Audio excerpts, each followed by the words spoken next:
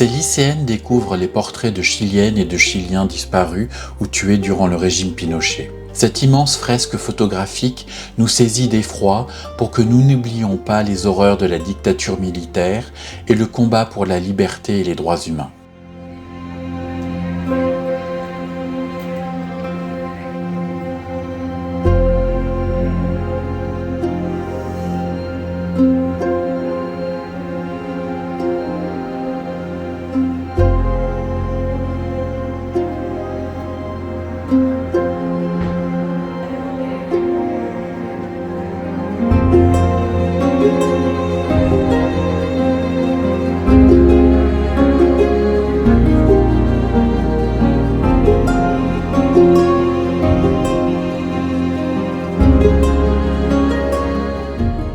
Le musée de la mémoire et des droits de l'homme a été inauguré en 2010 par la présidente de la République, Michelle Bachelet, devenue par la suite haute commissaire des Nations Unies aux droits de l'homme.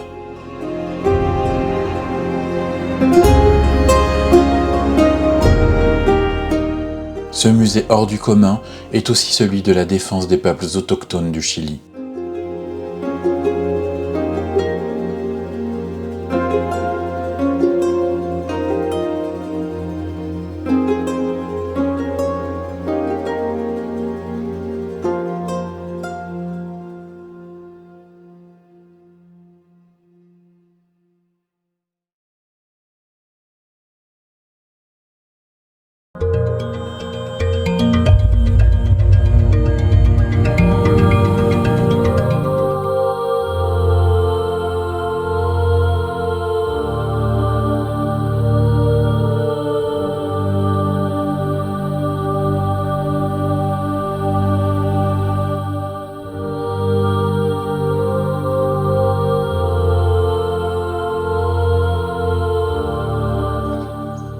Dans l'église de Angaroa, chef-lieu et seule ville de Rapa Nui où réside la quasi-totalité des 7000 habitants de l'île, les objets du culte sont marqués par la nature environnante.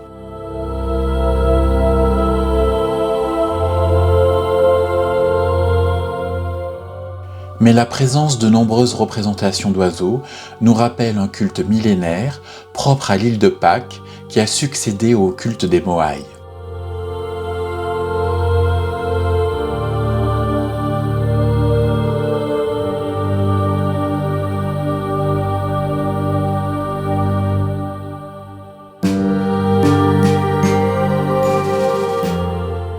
Chaque année, jusqu'en 1866, des hommes de chaque clan s'affrontaient pour devenir l'homme-oiseau, le Tangata Manu, permettant ainsi de désigner le prochain roi de l'île.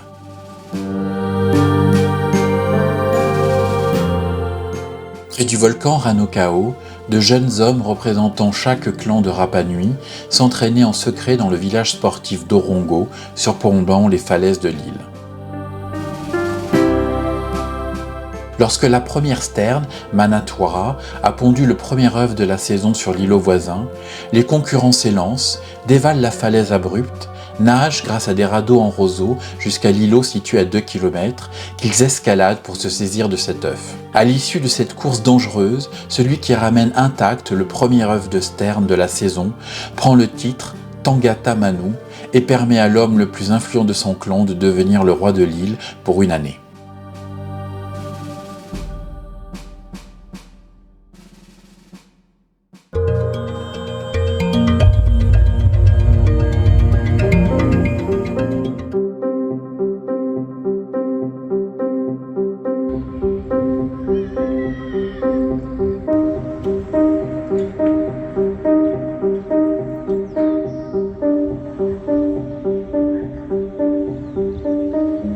Bienvenue à Valparaiso, la ville aux 45 collines et aux milliers de maisons peintes et d'escaliers colorés.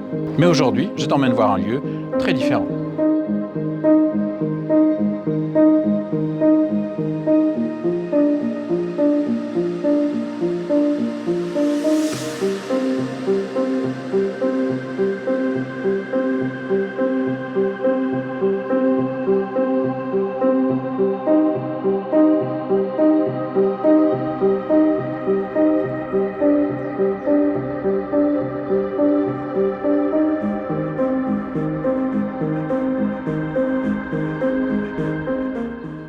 Ce cimetière de Valparaiso sur la colline de Panthéon pourrait sembler être un cimetière comme les autres, mais il n'en est rien.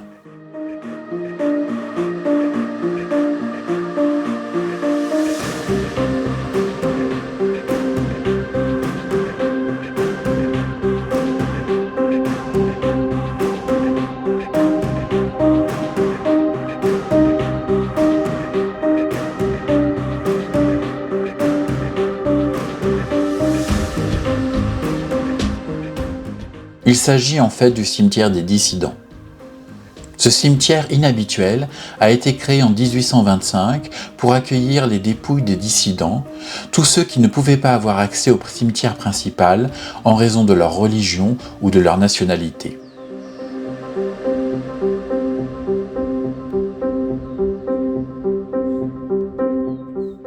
Le cimetière numéro 1 était exclusivement réservé aux Chiliens catholiques. Les autres étaient jusqu'alors jetés en mer.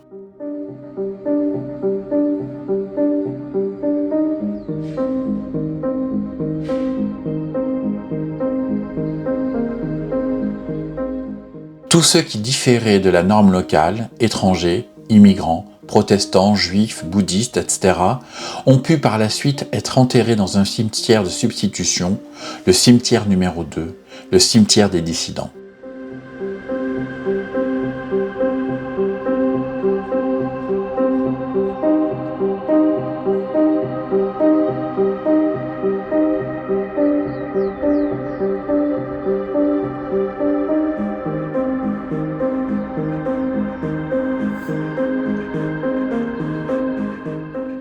Plus de 800 tombes nous racontent l'histoire et la diversité du Chili, où des femmes et des hommes, venus de lointains pays et porteurs d'une foi différente, ont tenté d'atteindre leur idéal en se frayant un chemin dans la société du Nouveau Monde.